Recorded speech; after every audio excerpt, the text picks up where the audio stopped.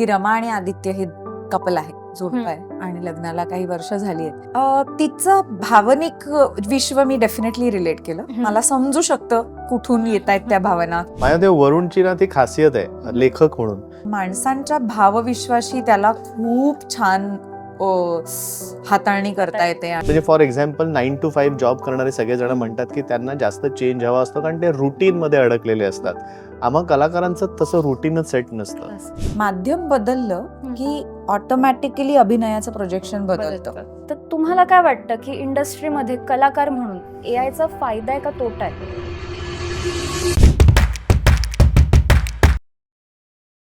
नमस्कार, मी गौरी देशपांडे आणि ट्विकटॉकच्या नवीन एपिसोडमध्ये मी तुमच्या सगळ्यांचं मनापासून स्वागत करते. आजचा पॉडकास्ट थोडा स्पेशल आहे कारण मराठी इंडस्ट्रीतलं एक पॉवर कपल आज आपल्या सोबत आहे की ज्यांची केमिस्ट्री जितकी पडद्यावर चांगली आहे ना तितकीच पडद्याच्या मागेही चांगली आणि खूप फेमस आहे. आणि हे कपल आपल्या सगळ्यांसाठी एक नवीन वेबसिरीज घेऊन येत आहे झी5 वर. हे काय नवीन, तर या वेबसिरीज बद्दल आपण थोडं जाणून घेणार आहोत आणि बाकी भरपूर गप्पा मारायच्या आहेत. तर खूप खूप वेलकम उमेश दादा आणि प्रियाताई. Thank you so much. कसं आहात? मस्त, कसे दिसतोय आम्ही? अरे मस्त, मी पण मस्त. तुमचा पॉडकास्ट घ्यायला मिळतोय.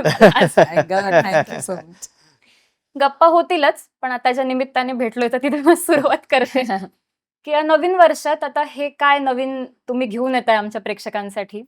काय स्टोरी आहे? एक्झॅक्टली नवीन वर्ष आताच सुरू झालं हे काय नवीन. जसं तू सुरुवातच शोच्या प्रश्नाने केलीस, तर आता शो बद्दल बेसिक जी इन्फॉर्मेशन सगळ्यांना माहिती आहे किंवा आम्ही आता बोलतोय ते की रमा आणि आदित्य हे कपल आहे, जोडपं आहे आणि लग्नाला काही वर्ष झाली आहेत. आणि आता ह्या इतक्या वर्षांनंतर नात्याबद्दलचे तुम्हाला प्रश्न पडतायत का?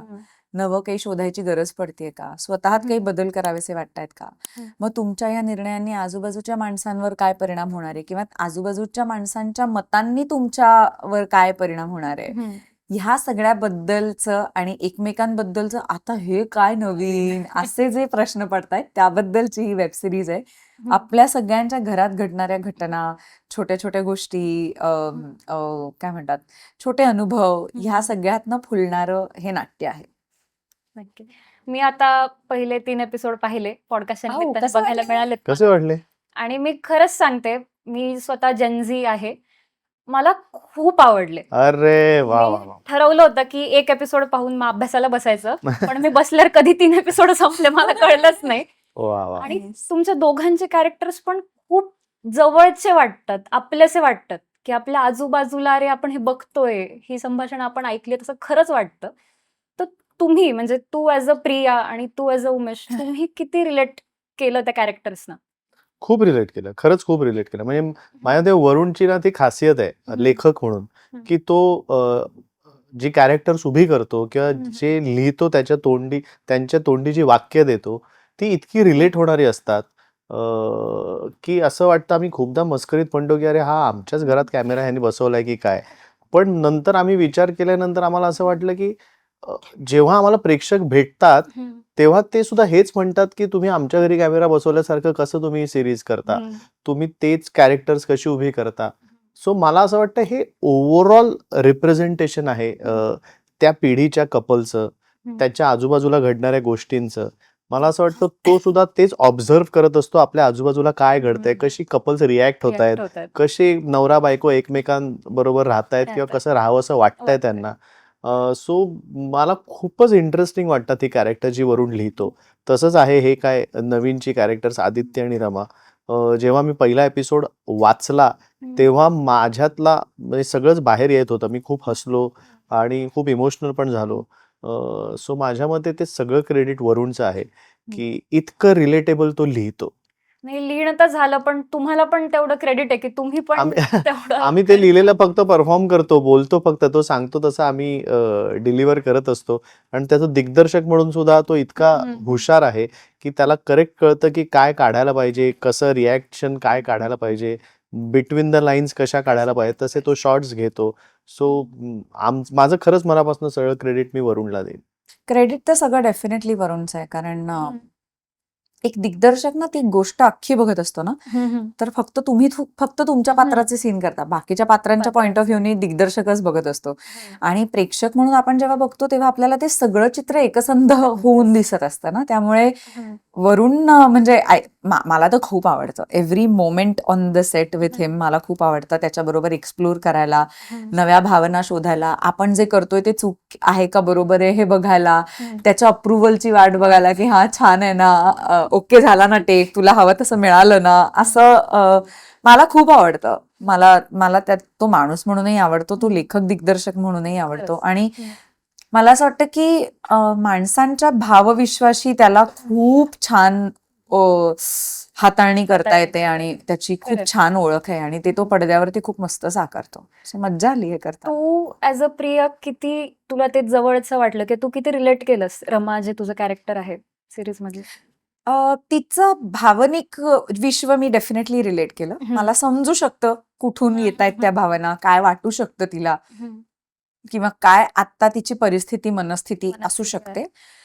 तिच्या आयुष्यातली परिस्थितीशी मी रिलेट नाही करत, कारण ती परिस्थिती माझ्या आयुष्यात नाहीये आणि मला तसं वाटतही नाही जसं त्या परिस्थितीत तिला जे वाटतंय ते. सो किंवा माझे मार्ग वेगळे, तिने जे मार्ग निवडलेत ते माझे मार्ग नसतील. सो ते डेफिनेटली वेगळं आहे. पण मला असं वाटतं की एक स्त्री म्हणून आणि त्या वयातली त्या टप्प्यातली स्त्री म्हणून मला तिचं भावविश्व नक्की समजू शकतं.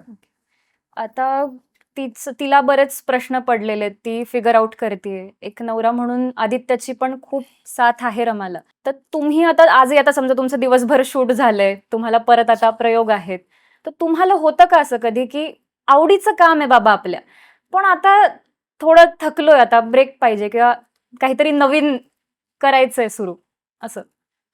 नवीन म्हणजे ह्याच्याशिवाय नवीन? ह्याशिवाय की आवडतं, हे काम आवडतं, पण मला पण चेंज हवाय बाबा थोडा आता. होतं, का नाही होणार? म्हणजे कामात चेंज मला तसं काही होत नाही, पण म्हणजे कामात चेंज म्हणजे फॉर एक्झाम्पल आता मी चर्चा म्हणून म्हणते की जेव्हा एखादा कलाकार डेली सोप करत असतो तेव्हा तो रोज तेच पात्र साकार करत असतो, तेव्हा त्याला तो काम करत असतो, त्याला पैसे मिळत असतात, त्याला त्या कामातनं नवीन काहीतरी मजाही मिळत असते. पण 3 वर्ष 4 वर्ष ते केल्यानंतर तुला कुठेतरी तर असा फटीग येईल आणि तुला असं वाटेल की चेंज करून वेगळं नाही ना काही करावं असं वाटणार. ती करिअर बद्दल नाही म्हणत मी आहे, असं एकंदरीत म्हणते की आता जनरल रोजचं काम कामाबद्दल. आहे. हा, ओके ओके. आता आवडतं बाबा आपलं काम, आता हे शूट आणि हे आवडतं, पण पाहिजे मला पण थोडा ब्रेक हवाय. म्हणजे फॉर एक्झाम्पल 500 प्रयोग केल्यानंतर तू 600व्या प्रयोगाला असं तर म्हणू शकशील की नाटक करायचंय मला, पण हे नाटक नाही, आता वेगळं नाटक करावं असं वाटतं. मला 600 नंतर हे नाही. अरे मला 1000 करावंसं वाटेल तर. मला मग 1000 झालेच आहेत तर मग उदाहरण देतेय. नाही, खरं सांगू का, हे मला असं वाटतंय, मी चुकीचाही असेल कदाचित, की जेव्हा तुम्ही जे काम करता, म्हणजे फॉर एक्झाम्पल 9 to 5 जॉब करणारे सगळेजण म्हणतात की त्यांना जास्त चेंज हवा असतो कारण ते रुटीन मध्ये अडकलेले असतात. आम्हा कलाकारांचं तसं रुटीनच सेट नसतं. म्हणजे प्रयोगासाठी आम्हाला वेगवेगळ्या ठिकाणी फिरावं लागतं, वेगळ्या गोष्टी आम्हाला त्या निमित्ताने बघायला मिळतात. कधी आम्ही ज्या ठिकाणी गेलेलो नसतो तिथे जाऊन आम्हाला प्रयोग तिकडचे वेगवेगळे चॅलेंजेस असतात. ऑडियन्स खूप वेगळा असतो, माणसं खूप वेगळी भेटतात. त्यामुळे काही ना काहीतरी नवीन घडत असतं सतत आमच्या आयुष्यात. जितकं नाटकामुळे आम्हाला जितक्या ठिकाणी फिरता येतं तितकं कदाचित अदरवाईज फिरता आलं नसतं, ठरवून जायला लागलं असतं वेगवेगळ्या ठिकाणी. त्यामुळे मला असं वाटतं की कलाकार म्हणून जोपर्यंत माझ्यात भूक आहे तोपर्यंत मला ह्या कामातनं ब्रेक घ्यावा असं नाही वाटत. थकवा जो काही शारीरिक थोडाफार येत असतो आपण सतत काम केल्यानंतर, ते माझ्या मते एकदा झोप झाली आपली मनासारखी की ते सगळं निघून जातो आणि आपण परत ताजेतवाने होतो. पण अदरवाईज मला कामातनं ब्रेक घ्यावा असं नाही वाटत. प्रयोग कितीही केले तरी मला असं वाटतंच की अजून त्याचे प्रयोग व्हावेत. त्याच्याही दृष्टीने मला कधी थकवा येत नाही प्रयोगांचा. आणि आम्हाला ती मुभा आहे की वेगवेगळी माध्यमं आहेत, ज्या वेगवेगळ्या माध्यमात आम्हाला थोडासा चेंज मिळतो. कारण नाटकात काम करण्याचं एक वेगळं प्रकार असतो. सिनेमासाठी तुम्ही एका वेगळ्या विशिष्ट वेळात वेगळ्या कालावधीसाठी काम करतात, तिथे तुम्ही झोकून देता. आता वेब सिरीज मध्ये आम्ही जेव्हा काम केलं तेव्हा आमचा त्याचा कालावधी वेगळा होता, त्याचे प्रिपरेशन्स वेगळी होती. सो प्रत्येक माध्यमाची तयारी करण्यासाठीची वेळ आणि ती कॅरेक्टर्स तयार करण्यासाठीचा एकंदर ऍटमॉस्फिअर हे खूप वेगळं असतं. सो त्यामुळे आमचा आपोआप ब्रेक होतो जेव्हा एका कामातून दुसऱ्या कामाच्या मध्ये जेव्हा वेळ असतो तो आमचा ब्रेक असतो. त्यामुळे आम्हाला वेगळा ब्रेक घ्यावा लागत नाही किंवा घ्यावासा वाटत नाही. नक्कीच. जसं मी म्हंटल की मी पहिले 3 एपिसोड पाहिले आणि खूप सहज आहे, खूप सटल आहे, खूप रिलेटेबल आहे. मग मला तर मी वाट बघतीये, मी बघणार आहे. तर मला एक हे पण विचारायला आवडेल की आता नाटकाच्या प्रॅक्टिसला पण आम्हाला सांगतात काय सटल करणं, सहज करणं सगळ्यात अवघड असतं. म्हणजे एक वेळ तुम्ही ड्रॅमॅटिक काहीतरी करू शकता, पण सहज करणं आणि ते तेवढं सहजरित्या लोकांपर्यंत पोहोचवणं एक ऍक्टर म्हणून हे थोडं अवघड आहे. तर तुम्ही कसं मॅनेज करता दोघं? माहित नाही. मला असं वाटतं की माझ्यासाठी तर त्या मोमेंटला प्रामाणिक राहणं हा एकमेव गोष्ट आहे. म्हणजे पण हे पण मी ऑब्झर्व केलंय स्वतःबद्दल. आय थिंक आता इतक्या वर्षांची सवय आहे म्हणून की काय माहित नाही. माध्यम बदललं की ऑटोमॅटिकली अभिनयाचं प्रोजेक्शन बदलतं. ते मेंदूतच शिफ्ट होतो. म्हणजे हे असं सटल काम मी स्टेजवरती करत नाही. कारण ते करूच शकत नाही. त्या माध्यमाची ती गरज नाही. इथे कॅमेरा तुमच्या इथपर्यंत असतो, येऊ शकतो. म्हणजे लेन्सनी सगळी एक बारकावा टिपला जाऊ शकतो. त्यामुळे त्या माध्यमाला तसं काम केलं जातं. पुढच्या माध्यमाला वेगळ्या प्रकारचं काम केलं जातं. कधी कधी मी आत्ताच एक फिल्म करत होते, हिंदी फिल्म शूट करतेय आणि तिथे माझ्या हे लक्षात आलं की मी सटल म्हणून पण माझ्या डोक्यात विचार म्हणून जितकं करतेय तेही माझ्या डिरेक्टरला डोळ्यात जाणवतंय आणि मग तेही ती मला सांगते की कळतंय मला तू हे पण करतेस तर हे नको करूस. तर माझं एवढं एवढं कळतंय? तर ती म्हणली हो हो कॅमेरा सगळं टिपतोय, तुझा गिळलेला आवंढा सुद्धा मला कळतोय, तर तू नको करूस आत्ता, म्हणजे या मोमेंटला मला ते नकोय. तर ती त्या माध्यमाची मजा आहे की तुम्ही एवढंच केलं तरी ते पुरतं. तर तो अनुभवाचा भाग आहे, दिग्दर्शक सांगतो त्याचा भाग आहे, शिकण्याचा भाग आहे, थोडा सवयीचा भाग आहे. आणि जसं माध्यम बदलतं तसा तो एक ऑटोमॅटिक शिफ्ट होतो मेंदूत. आणि त्याच्या पुढेच मी सांगेन की ह्याचं सुद्धा मी क्रेडिट पुन्हा त्या मेकरला देतो. तुम्ही आता जसं तू म्हणतेस की तुला आवडलेत पहिले 2-3 एपिसोड्स आणि त्यातली सटल गोष्ट पण आवडल्या ज्या सटल ह्यांनी केलेल्या आहेत. पण ह्याचं पुन्हा मी क्रेडिट वरुणला देईन. वरुणच्या जागी दुसरा दिग्दर्शक असतात ज्याला कुठेतरी थोडंसं लाऊड अपेक्षित असतं. तो त्या दृष्टीने जर पाहत असेल ह्या सिरीजकडे तर त्यांनी तसं शूट केलं असतं आणि आम्हाला तसं त्यांनी सांगितलं असतं की नाही नाही हे फारच सटल होत आहे, थोडं मला अंडरलाईन करून हवं आहे, तुम्ही दाखवा ते. So again it is about our chemistry. म्हणजे ते वरुणला काय दिसतं आहे, तो काय विचार करतो आहे किंवा तो आमच्या बरोबर रिहर्सल करताना त्याला अनेक गोष्टी जाणवतात की नको हे नका करू, हे करा, हे बरं वाटतंय किंवा आम्हाला तेव्हा जे सुचत असतं तो आम्हाला करायला सांगतो. पण जर त्याला ते आवडलं तर तो हो म्हणतो, नाही आवडलं तो म्हणतो नाही हे नाही, मला हे अपेक्षित आहे. सो जर ह्यातला ह्युमर किंवा ह्यातल्या रिॲक्शन्स किंवा ह्याची सटलिटी जर आवडत असेल तर ते सुद्धा आमच्याकडनं करून घेण्याचं काम वरूनच करतो. कधी कधी मी वाहवत जाऊच शकतो ना, जास्त कॉमेडी कराविषयी वाटूच शकते मला. मी काहीतरी फालतूपणा करत असेल तर तो मला थांबवतो की नको हे नको करूस. जर ते मी करत राहिलो असतो तर मग तुम्हाला ते कदाचित वेगळं दिसलं असतं. So again captain of the ship हे सगळं ठरवतो. मला एक विचारायला आवडेल, आता तुम्ही दोघं खूप वर्ष झाले एकत्र काम करताय. तुम्ही चित्रपट केलाय, तुम्ही नाटक करताय, तुम्ही वेब सिरीज केलीये, तुमच्या आता येतेय परत. तुम्ही नवरा बायको म्हणून खूप वेगवेगळ्या प्रकारचे रोल केलेत. तर तुम्हाला असं वाटलंय का कधी की तुम्हीच दोघं पण नवरा बायको सोडून काहीतरी वेगळं करावं विरुद्ध? म्हणजे वाटलं होतं पण आम्हाला अजूनही कळत नाहीये की आम्ही तसं केलं तर प्रेक्षक कसं रिसीव्ह करतील. म्हणजे समजा आता उमेश दादा असं इन्स्पेक्टरचा रोल करतोय, तू असा विलनचा रोल करतोय. आवडेल का मला तर? अरे आम्हाला खरंच आवडेल, प्रश्नच इच्छा आहे नाही. की आम्हाला कोणीतरी फक्त अभिनेता अभिनेत्री म्हणून घ्यावं आणि आमच्यात काही नातं असू नये असं खूप वाटतं. किंवा मला विचार करणारे काही मेकर्स असू देत लवकरात लवकर आणि प्रेक्षकांना सुद्धा असे असू देत की आम्हाला एक्सेप्ट करतील. कारण परत तेच आहे, लोकांना हीच भीती असते की अरे लोक एक्सेप्ट करतील की नाही. पण जर असा विचार करणारे लोक असतील तर नक्की काही ना काहीतरी करायला मिळेल. आणि ऍक्च्युली त्याच्यासाठी ना प्रेक्षकांपर्यंत तर नंतर मेकरचा तेवढा विश्वास पाहिजे की ह्या दोन माणसांना त्यांच्या वैयक्तिक आयुष्यापेक्षा वेगळं बघू शकतो. जर ते तुम्ही बघू शकत असाल आम्हाला अभिनेता अभिनेत्री म्हणून तर आम्ही तर तयारच होत, आम्ही का नाही करू. नाही, प्रेक्षकांनाही हवंच असतं की नवीन काहीतरी हा. पाहायचंय, वेगळं पाहायचंय. तर आय होप की खरंच तुम्हाला लवकरात पण लवकर करायला मिळेल. मिळेल आणि आम्हाला पण बघायला मिळेल. तर पुढचा प्रश्न उमेश दादा तुझ्यासाठी. तुझी कधी काळी एक खूप गाजलेली सिरियल आहे असंभव, आणि त्या काळी त्या सिरियलचा खूप इम्पॅक्ट होता. म्हणजे आता माझी बहीण आहे, तर तिची मैत्रीण आर्किओलॉजिस्ट आहे. तिचं पुस्तक लिहिलं तिने स्वतः काही वर्षांपूर्वी.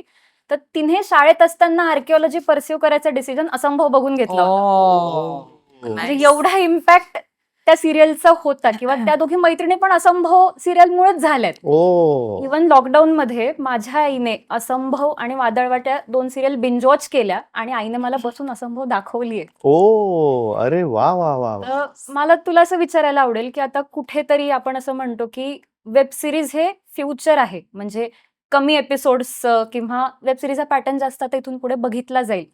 तर असंभवची जर वेब सिरीज करायची झाली सध्या, तर तुला आवडेल का का नाही करायला? आवडणार, का नाही आवडणार. मी खरं सांगू का, असंभव ही मालिका हम्म, एक गंमत आहे. त्याच्या आधी मी वादळवाट ही मालिका करत होतो, आणि हम्म. वादळवाट मालिका जवळजवळ 4 वर्ष करत होतो. हम्म. आणि त्यानंतर असं ठरवलं होतं मी की आता मी लगेच डेली सोप करणार नाही, नाही कारण 4 वर्ष आपण डेली सोप करतोय. हम्म.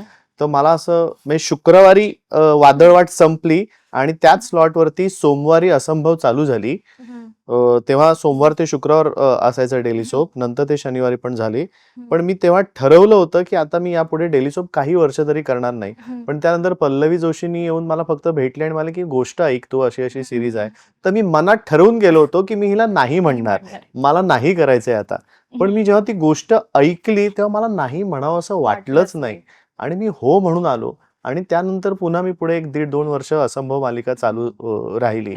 सो अक्षरशः मला ते शुक्रवार आणि सोमवार एवढ्या ह्याच्यात मला परत नवीन मालिका पुढे कंटिन्यू करायला लागली, कारण त्या गोष्टीचीच ती गंमत होती. आणि पुन्हा दिग्दर्शक, प्रोडक्शन हाऊस, हे सगळं कलाकारांची फौज इतकी सगळी चांगली जमून आली होती. त्यामुळे मी सुद्धा ती तितकीच एन्जॉय केली. आणि आता जर वेब सिरीज झाली त्याची, तर का नाही आवडणार करायला. म्हणजे तुझा तेव्हा जो रोल होता तुला तोच करायला आवडेल का? एखाद्या सिरियल मधलं दुसरं कॅरेक्टर आहे जे आता तुला वाटतं की मी करू शकतो? मला जी भूमिका देतील ती मला करायला आवडेल. मला डेफिनेटली आदिनाथ शास्त्री करायला का नाही आवडणार. नाही, बरोबर. पण मला काही कुठलंही रो, पण त्या टीमचा भाग व्हायला नक्की आवडेल. आता खूप वेगवेगळ्या विषयांवर आजकाल चित्रपट आणि नाटकं यायला लागली आहेत. वेगवेगळ्या विषयांवर बोललं जायला लागलंय. आणि यात हे पण आहे की ज्या खूप एक प्रसिद्ध कादंबऱ्या आहेत, पुस्तकं आहेत, ह्यावर खूप चित्रपट बनतात. चंद्रमुखी आहे, शाळा झालं. तर तुम्ही दोघं वाचता का? म्हणजे तुमचं असं आहे का की एखादी कादंबरी आहे, एखादं पुस्तक आहे, की तुमची इच्छा आहे की बाबा ह्यावर व्हावं नाटक किंवा मी चित्रपट? माझं वाचन जरा कमी आहे. प्रियाचं खूप जास्त आहे. ती जास्त चांगलं सांगू शकेल. पण त्यातल्या त्यात एक इंटरेस्टिंग आहे. शोध नावाची एक कादंबरी आहे. हम्म. त्यावरती काहीतरी झालं तर मला नक्की करायला आवडेल. फारच इंटरेस्टिंग आणि अशी ती हे आहे. मी कमी वाचून सुद्धा मी ते वाचलंय, म्हणजे कमाल आहे ते. हम्म. आणि ते असं मस्त मोठी कादंबरी आहे ती. हम्म. आणि माझ्या ते खूप जण त्याच्यावरती तुटून पडलेली असणार, त्याचे राईट्स बिट्स घेतलेले आहेत. कोण अजून करत नाहीये, कारण तो खूप मोठं प्रोजेक्ट होईल ते जर झालं तर. सो मला ते एक इंटरेस्टिंग वाटतंय करण्यासाठी. तू काय सांगशील? माझं जरा गडबड आहे असं वाटतं. माझं वाचन आहे, खूप आहे.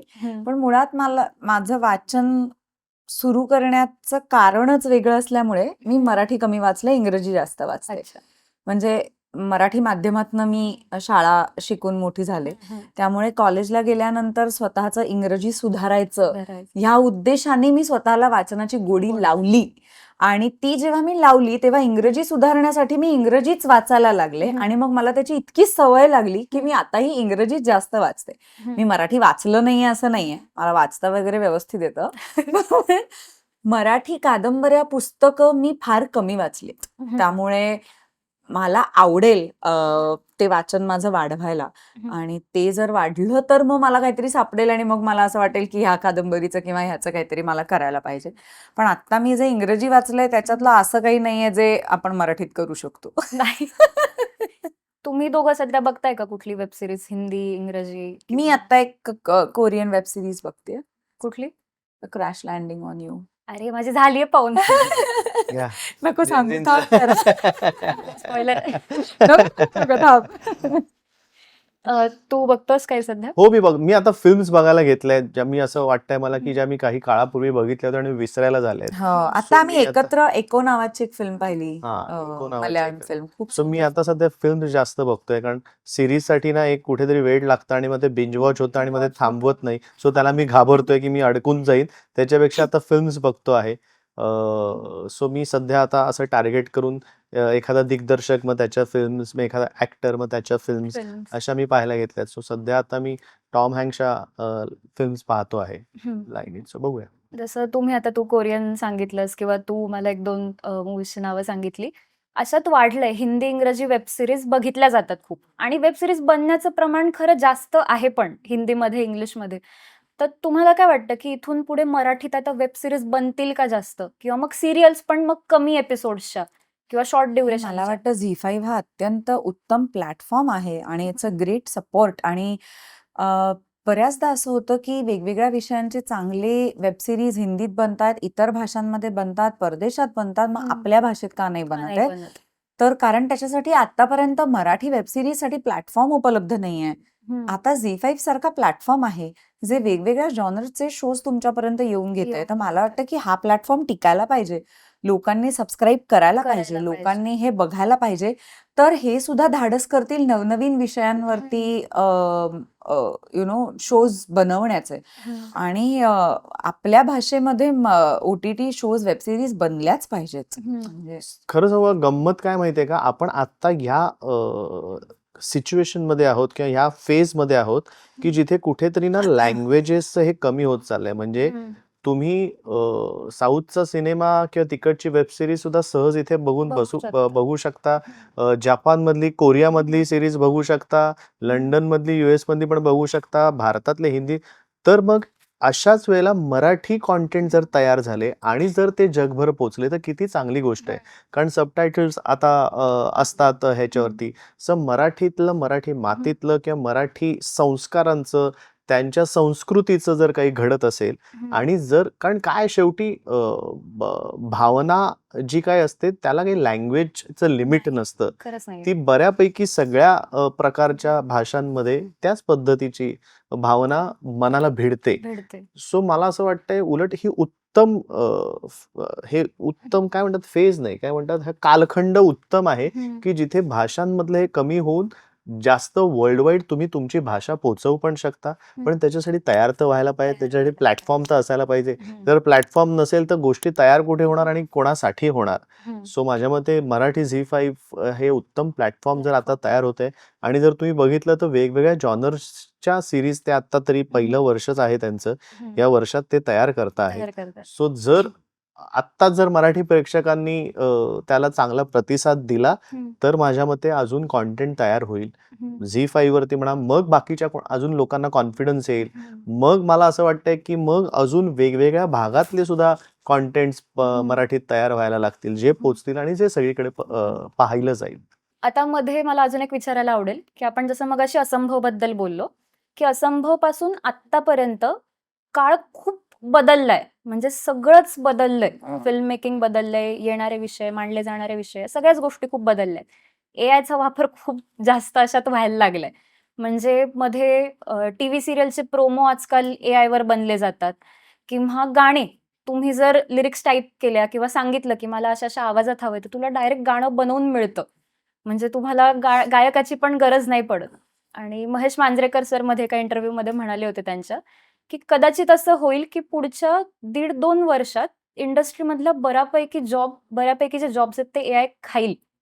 तर तुम्हाला काय वाटतं की इंडस्ट्रीमध्ये कलाकार म्हणून एआयचा फायदा आहे का तोटा आहे आपल्याला? बापरे. खूप महत्वाचा प्रश्न आहे. प्रिया जास्त त्याचं योग्य उत्तर देऊ शकेल, पण मला जे वाटतंय ते मी सांगतो. मला वाटत नाहीये आणि असं व्हायला नको की 1-1.5 वर्षात अशी सिच्युएशन येईल की जिथे इंडस्ट्रीचं खूपसं काम कमी होईल. मला प्रामाणिकपणे वाटतं की एआयच्या बाबतीत कसं आहे ना, तुम्ही जे फीड कराल, तुम्ही जे द्याल, त्यावरती तुम्हाला त्याच्यावरती त्या गोष्टी मिळतील.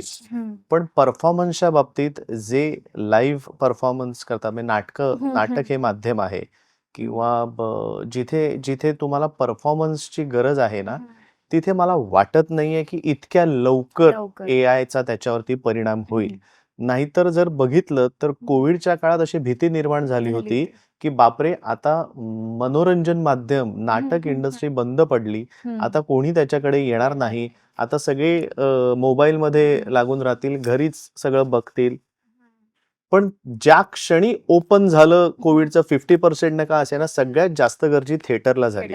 सगळ्यात जास्त फायदा तेव्हा त्यानंतर नाटक, मराठी सिनेमा सुद्धा त्याच्यानंतर चांगले चालले. काही प्रमाणात का असेना लोकांनी एकत्र बाहेर पडून ते बघण्यासाठीचा प्रयत्न केला. टेक्नॉलॉजी माझ्या मते डेफिनेटली त्याचा फायदा होईल. त्यामुळे जर काही परिणाम होणार असतील जॉब्सवरती टेक्निकली, ते मला तेवढं त्यातलं ज्ञान नाहीये, त्यामुळे मी ते सांगू शकत नाही, कारण मी एआय तेवढा वापरलेलाही नाहीये अजून. पण मी अजून पॉझिटिव्ह आहे आणि मला असं वाटतं आहे की एवढ्या लवकर 1-1.5 वर्षात काही असं भगास वातावरण तयार होणार नाही आपल्या इंडस्ट्रीच्या बाबतीत. तुला काय वाटतं प्रियाताई? बरोबर आहे त्याचं सगळंच म्हणणं आणि मला वाटतं ते तसं होऊही नये. आता काय आहे, मी वेगवेगळ्या गोष्टींसाठी म्हणून अनेक वेगवेगळ्या एआय प्लॅटफॉर्म्सचा आणि ॲप्सचा वापर करायचा, कारण माझी आणि माझ्या बहिणीची एक ब्रँड सुद्धा आहे, सावेनची, आमची साडीची ब्रँड आहे आणि आम्ही हँडक्राफ्टेड प्रॉडक्ट्स बनवतो, हाताने बनवलेल्या वस्तू, हातमागाच्या वस्तू, हाताने वीव केलेल्या वस्तू. सो हे आमच्यासाठी खूप महत्वाचं आहे, to have a human touch. So ज्या वेळेला हे एआय सगळं सुरू झालं, त्यावेळेला एक अशीही हे आली होती की आपलं काम कमी होईल का जर आपण सोशल मीडियाचा वापर एआय कडनं करून घेतला तर. पण ज्या प्रकारचा कॉन्टेंट त्याच्यात बनतो, ज्या प्रकारच्या आयडियाज येतात, त्याला ह्युमन टच नसतो, त्याला ह्युमन इमोशन नसते, भाव नसतो, भावना नसते. आणि ज्याला माणसाचा ह्युमन फ्लेश अँड ब्लडचा स्पर्श नाही, ते करायचं नाही, हा आमचा कॉल झाला. आणि म्हणून आम्ही कुठल्याही प्रकारच्या अशा एआय जनरेटेड कॉन्टेंटला वापरायचं नाही. आम्ही एकच कॉन्टेंट असा करून बघितला की हे वर्क होतं का, काय होतं, आपल्याला कसं वाटतं. मज्जा वाटली मला ते बघून की हे काय कमाल वेगळंच काहीतरी क्रिएट केलं बाबा. पण म्हणजे जे अस्तित्वातही नव्हतं, पण ते खूप छान झालं. माझं म्हणणं आहे की जोपर्यंत ॲटलिस्ट माझ्यासारख्यांचा वापर त्याच्या मी ज्या प्रकारे ते वापरीन, जोपर्यंत माझ्या नाकातोंडाशी येत नाही आणि मला असं होत नाही की कुठच्या तरी अडचणीवर मात करण्यासाठी मला आता टेक्नॉलॉजीची मदत घेणं जास्त सुखकर राहणार आहे, तोपर्यंत मी त्याच्या वाट्याला जाणार नाही.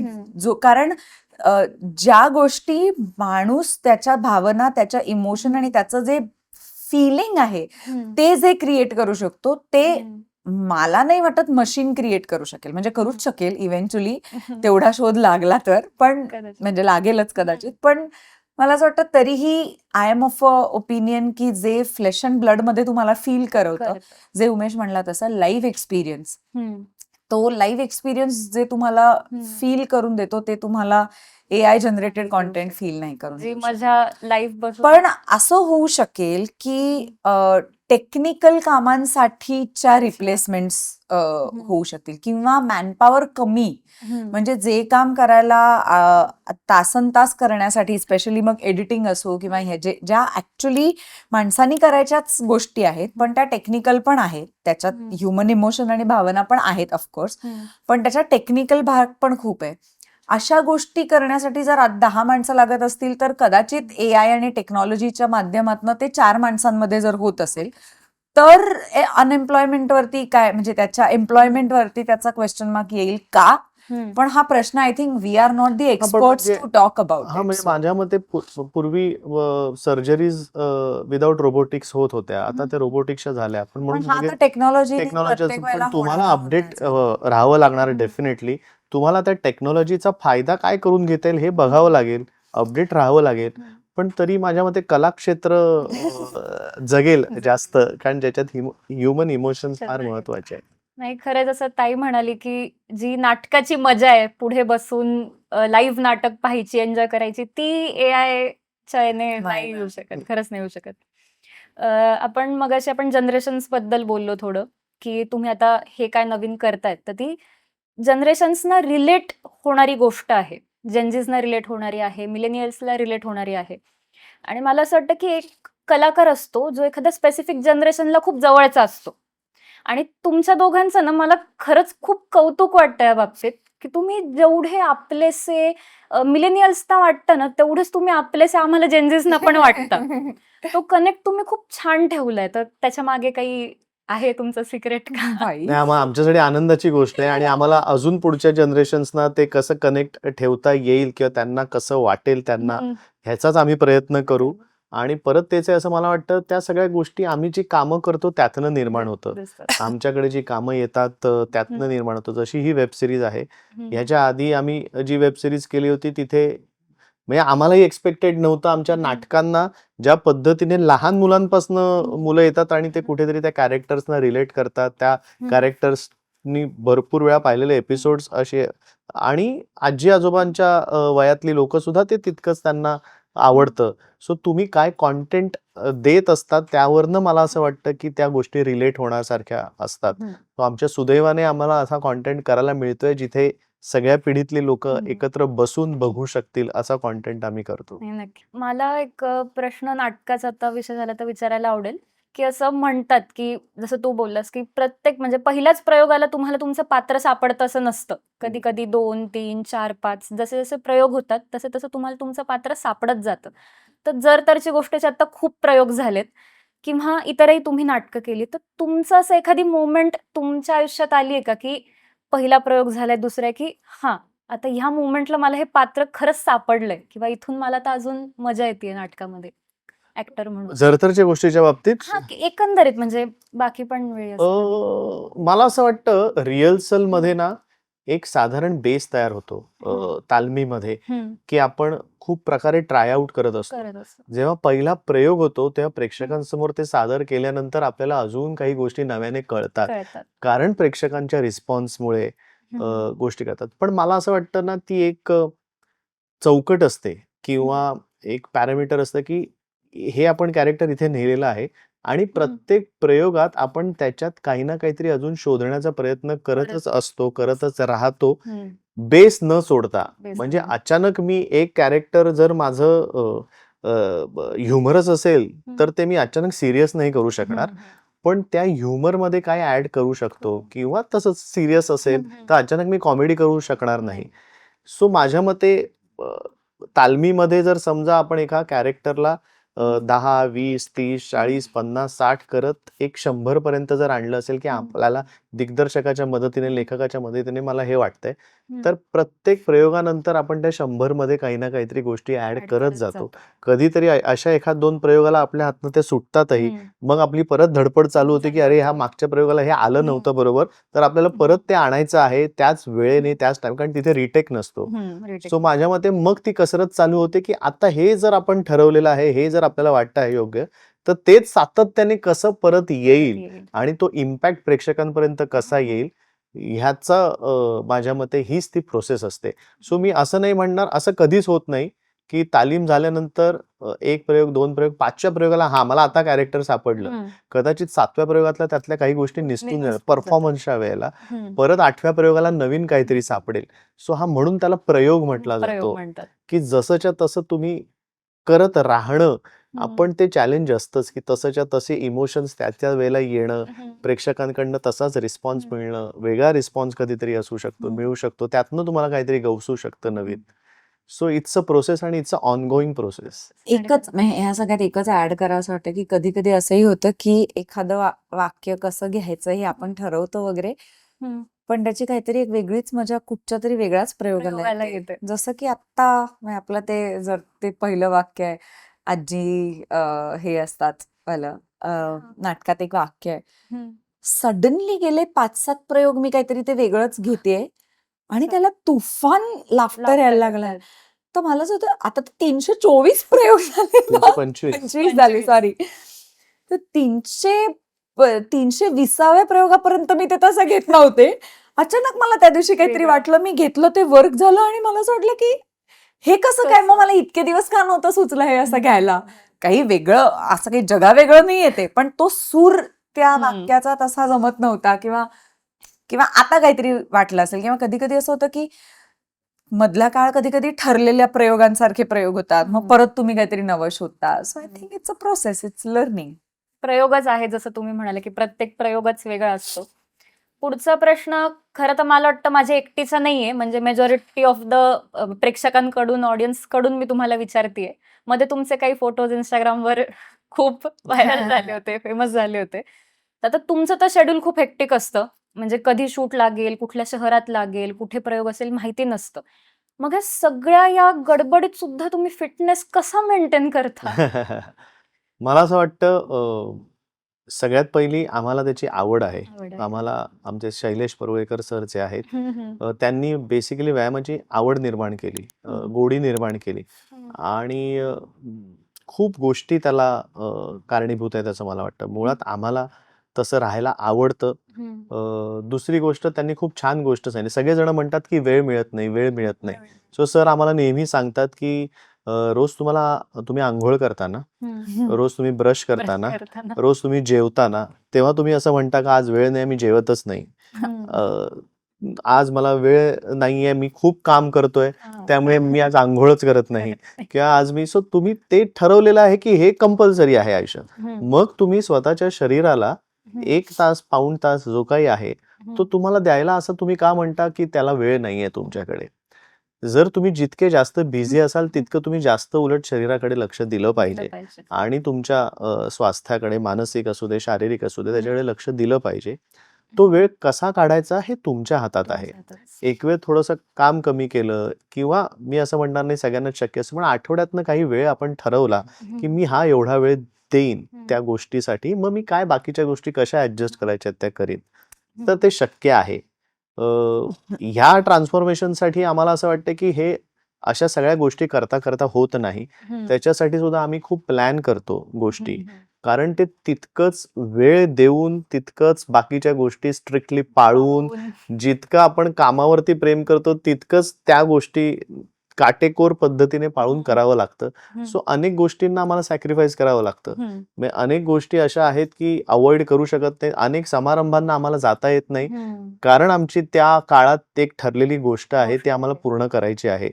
सो अनेक जण नाराज होतात की अरे हे आम्ही बोलवलं तरी आले नाहीत, पण आम्हाला माहिती असतं की आम्ही काहीतरी एक ठरवलेलं आहे, त्यामुळे आम्हाला ते करावं लागतं. आम्ही त्याच्यानंतर माफी मागू त्यांची, आम्ही त्यांना सॉरी म्हणू, किंवा अगदी जवळच्या काही फंक्शन्स असतात की जिथे मग कदाचित आम्ही जाऊन आमचं डाएट म्हणून आम्ही तिकडचं जेवत नाही, आम्ही खात नाही, कारण आम्ही ठरवलेलं आहे एक प्रोग्राम.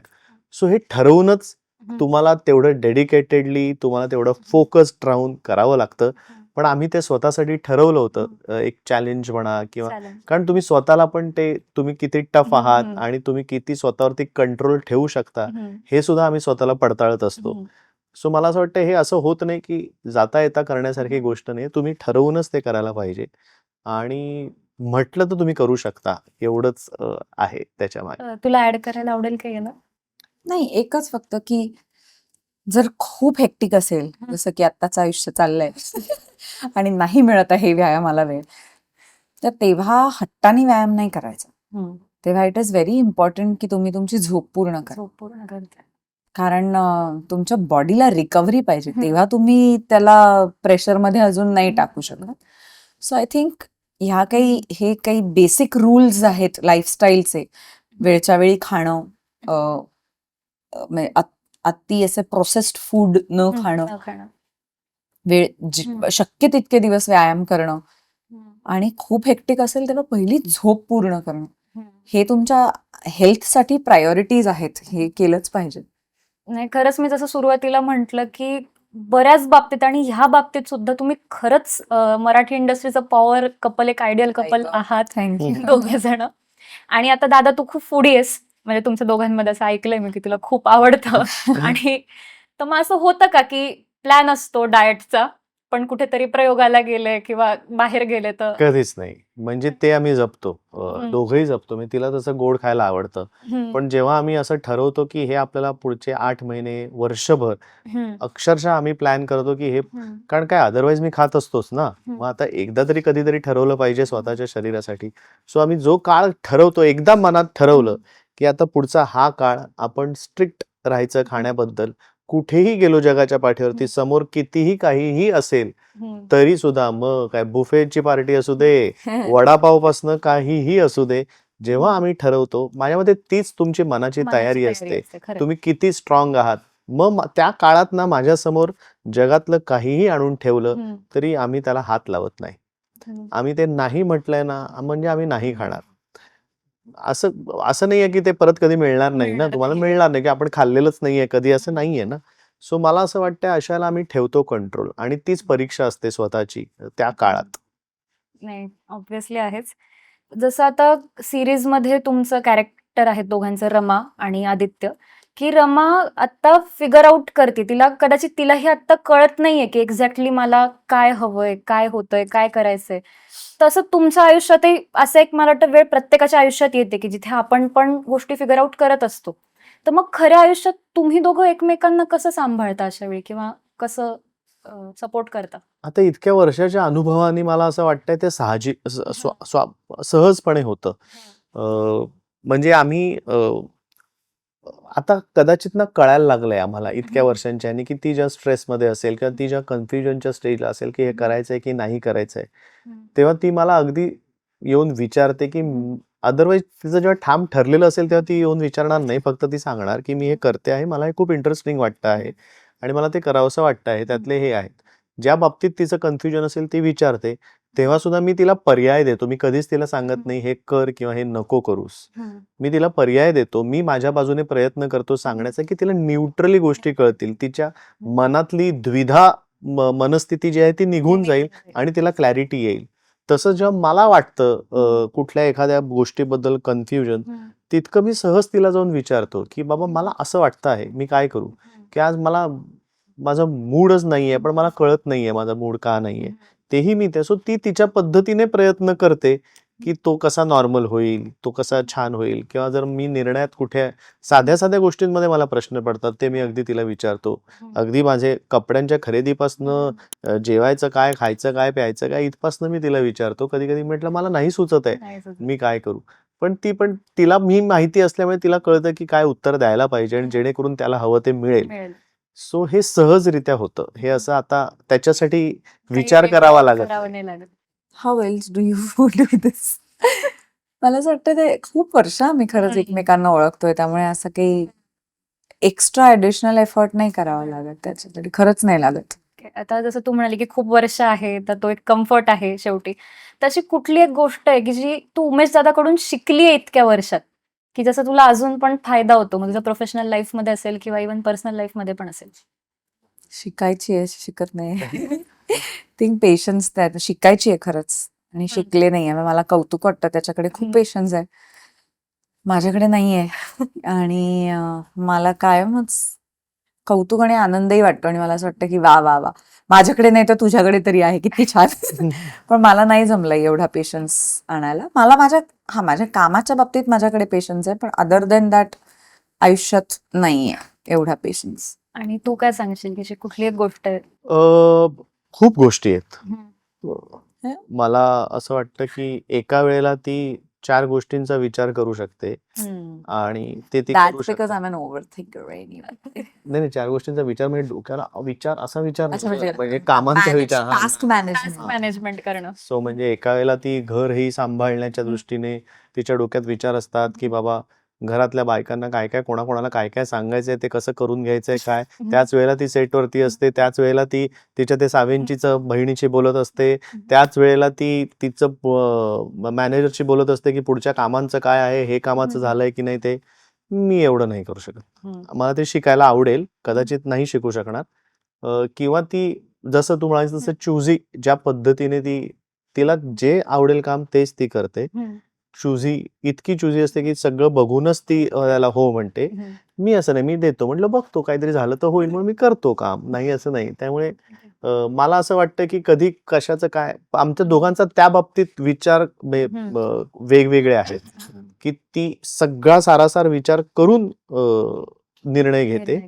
मला असं वाटतं की प्रत्येक वेळेला एवढा विचार करायची गरज नसते. आपण निर्णय घ्यायचा असतं, मग कदाचित काहीतरी गोष्ट निघून जाते किंवा काय होईल, नाही जमली असं होऊन सोडून देऊ आपण. सो ह्या गोष्टी मला तिच्याकडनं घ्यायला नक्की आवडते. आता एक छोटासा आपण एक रॅपिड फायरचा राऊंड घेऊ. तर मी एक एक करून प्रश्न विचारते. मी तुला उमेश दादाबद्दल विचारणार आहे आणि मी तुला प्रियाताई मला बद्दल माहिती असणार विचार मी जिंकणार आहे. म्हणजे हा पण जिंकेलच. काय रे, किती वर्ष ओळखतो आम्ही आता, अरे, काय वेगळं असं? बघा, आज गुगली पडली. हो, ऍक्च्युली गुगली पडली. थोडे ते कसं काही फार हे नाहीये. तर पहिला प्रश्न प्रियाताई. बहुतेक माझं माहिती असणार आहे उत्तर असं मला वाटतंय. बोल. नाही, नक्कीच. पहिला प्रश्न प्रियाताई तुला. उमेश दादाचं आवडतं शहर कोणतं आहे? पुणे मुंबई सोडून. पुणे मुंबई सोडून इम्पॉसिबल आहे. उमेश मुंबईतच राहणार. नाही, काय? शहर आवडतं, राहायला असं ती म्हणतच राहायला असं नाही, नाही. आवडतं शहर आवडतं कुठलं आहे? शहर म्हणते ती. आता कॉन्फिडेंटली हो. पहिलाच प्रश्न वेगळं घ्यायचा. विचारलंय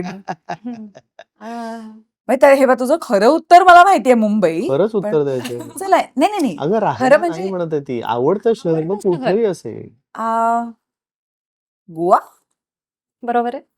नाही, गोवा तू सांग. राज्य आहे पण प्रियाताईचं आवडतं शहर कुठलं? हा, सोपं आहे. पुणे मुंबई सोडून ना. हा हा. सोपं आहे. काय भरोसा नाही बाबा तुझा, बदल. नाही नाही, तू म्हण बिंदास, सोपं आहे. तुला माहिती आहे. पॅरिस. अरे नाही, लंडन. आता देशाबाहेरच गेला. याच्या शहर बी.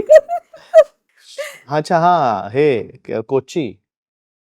बरं ठीक आहे. मग तुझा मग खरं काय आहे? एनी सिटी एनी शहर अच्छा, इन हिमाचल मध्ये. हा, मॅक्लॉइडगंज वगैरे काहीतरी असणार तिच्या. हा. हा, मॅक्लॉइड. आता तुम्ही दोघं फिटनेस फ्रीक आहात. तर तू टाकली आहे दादाची गुगली gym पहिल्याच मधली ह्याच्यावर. आवडती एक्सरसाइज कुठली आहे? हे माहिती पाहिजे यार, एवढं तू आता काय तुला बघ, वेगवेगळे प्रश्न आहेत. आता हे असे कधीच विचारले नव्हते कोण. वाटतंय मग तू सांग आता ना. सर डेडलिफ्ट शिकवतात म्हणून तुला ते वाटत असेल तर, पण I don't think you are a leg person, you are an upper body person. So pushups किंवा चेस्टचं काही एक्सरसाइजेस इज परफेक्ट. आणि तिला कुठली जिम मधली आवडते? लेग्स. आम्ही अपोजिट आहोत कम्प्लीट. तो अपर बॉडी फेवरेट आहे, मी लोअर बॉडी फेवरेट आहे. एक उमेश दादाच्या करिअर मधली तुझ्यासाठीची प्राऊड मुवमेंट किंवा एखादं त्याचं आवडलेलं काम तुला, की एखादं नाही, त्याची सगळी म्हणजे कामं एक आवडली. असतं ना की स्पेशल काहीतरी असं. आय थिंक आम्हाला आता खूप कौतुक वाटलं त्याचं. आणि कारण मला बऱ्याच गोष्टी माहिती आहेत त्या प्रोजेक्ट बद्दलच्या. पण ताठकणा हा जो चित्रपट त्याचा आत्ता आला, डॉक्टर PS रामाणी यांच्या ताठकणा या पुस्तकावर आधारित आणि त्यांच्या आयुष्यावर आधारित हा चित्रपट आहे. तर उमेशने त्याच्यात डॉक्टर PS रामाणींची भूमिका केली आहे. आणि खूप मला त्यांचा हा सगळ्यांचा चित्रपट बनवण्याचा स्ट्रगल सुद्धा माहिती आहे.